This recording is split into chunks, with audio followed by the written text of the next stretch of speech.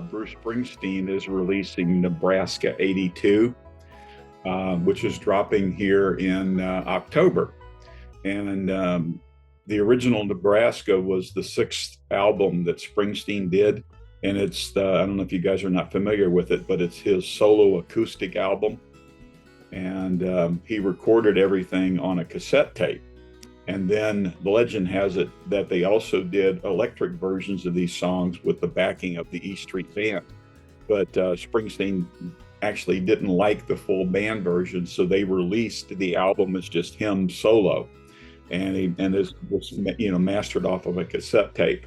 Anyway, they're doing like it's going to be a 4 CD package or a 4 LP package, along with a Blu-ray DVD of a performance of the entire Nebraska album.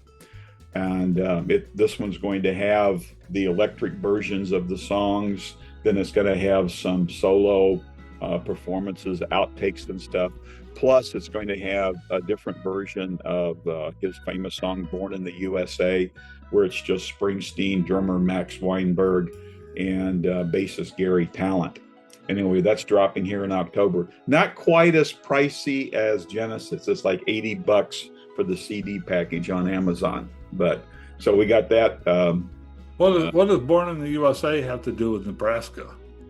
Well, they actually, a lot of the songs that wound up on Born in the USA were also written outtakes and recorded by Springsteen during this Nebraska period.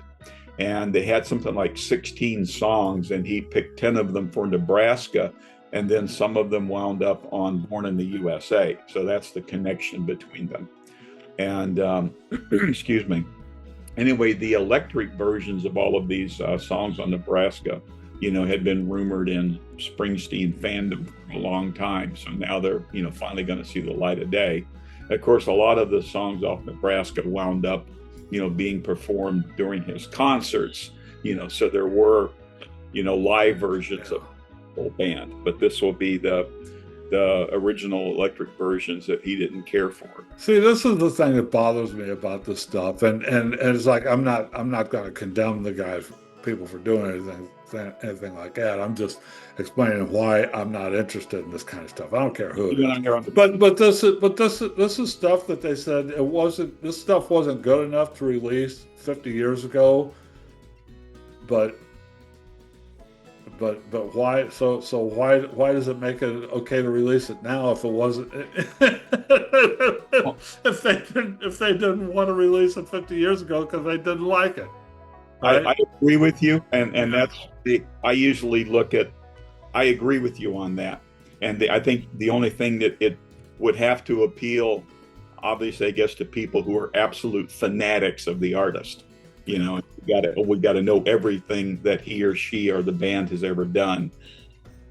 I'm a big Bruce Springsteen fan. I'm not that much of a fanatic. I love Nebraska. I thought it was an incredible departure for him, and it's a great album, and it satisfies me. I'm not really interested in that, and I don't really care for outtakes very much. So I'm on the same page. All the more power to him. I mean, fantastic. Go for it. I mean, if there's an audience for it, and if there's a market for it, fine. I mean, I can't sit here and say that they shouldn't do it.